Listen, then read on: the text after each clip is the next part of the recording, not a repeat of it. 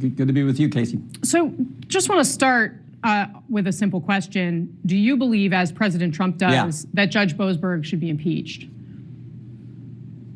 Well, normally, as Chief Justice Roberts has pointed out, the remedy for bad decisions is the appellate court.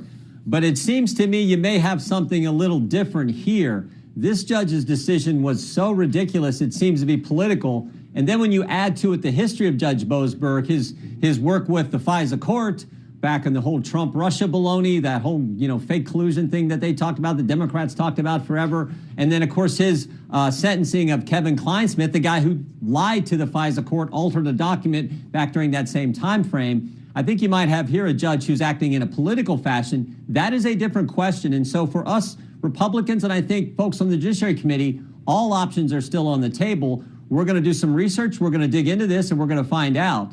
And then I think when you really step back, Casey, and look at how stupid the decision was by this judge, I mean, he basically said, wait, not basically, he did say, turn the plane around, bring back gang members, hardened criminals who've done all kinds of bad things, who are here illegally, turn the plane around and bring those bad guys back to the country.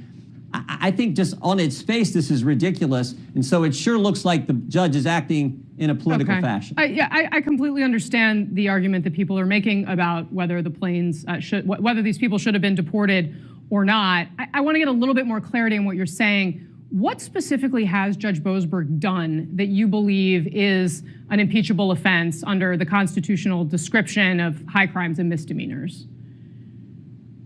All I'm saying is if you're acting in a political fashion and not just, following the law, ruling on the law, and I would argue that, frankly, just his ruling in and of itself, remember, the Constitution is pretty clear. Article 2, Section 1, very first sentence says, power in the executive branch shall be vested in a president of the United States. The president has the authority here. Second, he followed the statute. Isn't there a major body of law that shows that he would probably be likely to win? Predatory incursion. And that he followed the statute. And then third, the president told the country he was going to do this. It's not like it's a surprise to anyone, let alone this judge. He campaigned on it and said he was going to do it. So I think when you put all that together, that's what makes this decision look so political on the part of Judge Boasberg. But Mr. Chairman, and we actually showed how many times the president said exactly that he would use this law when he was on the campaign trail. We showed our viewers some of that yesterday. So I do take that point.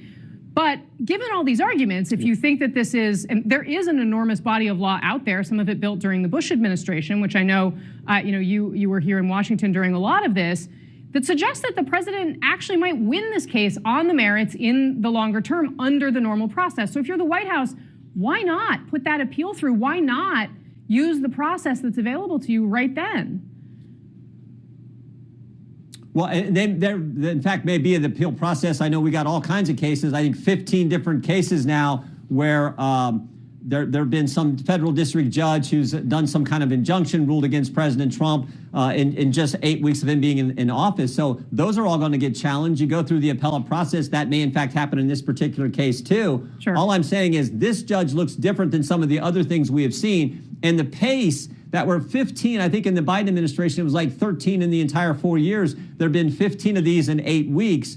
So again, that's a concern. It's why 2 weeks ago, the Judiciary Committee, we passed legislation which said when a federal district judge in Timbuktu, California issues an injunction, it should only apply to the parties of the case in that respective jurisdiction, not apply nationwide in some of these other cases that we're dealing with. We think that's good. We passed it through the committee. We'll try to look to pass it on the House floor and move it through the process. Sir, let me ask you about something you said partway through your first answer, which is this question. You are in charge of the House Judiciary Committee. Do you plan to hold hearings that may look at the impeachment of Judge Boasberg or other federal judges? We're gonna hold hearings on this entire issue. The 15 injunctions that have been done in an 8-week time frame, Judge Boasberg's decision. We plan on holding hearings, hearing from experts, talking about this whole kind of body of law, this whole situation. Again, everything is on the table. We're considering all options. That's why we passed legislation. There may be another legislative remedy we want to look at. But we do think it's important for us to gather information, get input on this issue. We're looking just maybe even as early as next week having a hearing in one of our subcommittees. We're not ruling out anything. I never do that. Do you think it'd be politically risky to hold impeachment hearings for judges, considering the incredibly narrow House majority? Look, I'm not saying we're going to go there. All I'm saying is I think this is a concern. Judge Boasberg has raised concerns with us Republicans on the Judiciary Committee, Republicans in general, over the years. When you go back and look at the whole FISA situation, remember what happened there, where the Comey FBI took a dossier that was paid for by the Clinton campaign, hiring the law firm Perkins Coie, who hired Fusion GPS, who hired a foreigner, Christopher Steele, who wrote this bogus document full of all kinds of falsehoods. The Comey FBI took that document to the FISA court, and they got warrants to go spy on the other party's presidential campaign. And Judge Boasberg was a part of letting that happen. And then one of the guys who lied to the court, Kevin Kleinsmith, got a slap on the wrist for actually altering a document in front of that secret court. And now he comes out with this decision, and we're not supposed to look at that? Of course we're going to look at that. You'd be crazy not to. So we're going to look at that, but all options are on the table, legislative and anything else, and that is the approach we're taking as we begin to hear from experts in hearings we plan to have over the next several weeks. Have you spoken with President Trump about this? I've not. I mean, I talk to him on a very regular basis, but I've not spoken to him about this particular issue. Do you Maybe think it'll come up. I'm going to see him later this week. Okay, good to know. Do you think that part of why he called for the impeachment of this particular judge is personal, is to do with what you just outlined? I don't know. I think it's probably because President Trump is doing exactly what he told the voters he was going to do. And you got a judge who says, turn the plane around, bring the bad guys back to America. Maybe the dumbest thing I've ever heard. And frankly, when the American people hear this, they're like, what is this judge doing? The president runs the executive branch. He's the one who put his name on a ballot, got elected. He's entitled to make these kind of decisions and not have some judge jump into the executive branch function and say that he can't do it. And particularly when the people we're talking about are really bad guys who did really bad things and aren't citizens of this country. That's the bottom line. So when you got a judge who does this, it makes you wonder, is this judge operating in a political fashion? And then when you look at the history of this guy, you say, sure looks like he is. All right. Congressman, Mr. Chairman, I want to ask you about something else a little bit closer to home for you, because there is a Republican primary in the gubernatorial race in your home state of Ohio. President Trump endorsed Vivek Ramaswamy. Do you support Vivek Ramaswamy for this post?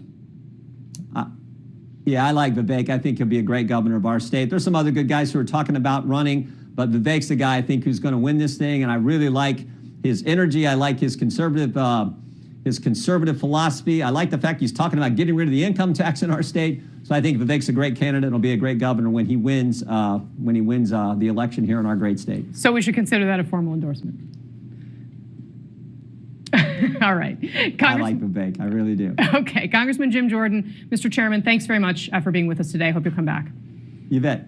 President Trump is knowingly going into a hostile environment on this very network, on CNN, with debate moderators who have made their opinions about him very well known over the past 8 years and their biased coverage of him. My colleagues, Jake Tapper and Dana Bash, have acquitted themselves as professionals as they have covered campaigns and interviewed candidates from all sides of the aisle. I'll also say that if you talk to analysts of debates previous, that if you're attacking the moderators, you're usually losing. Now you have people like Doug Burgum coming out and saying, well, President Biden's very accomplished, trying to set expectations in a different place. What do you expect from Joe Biden?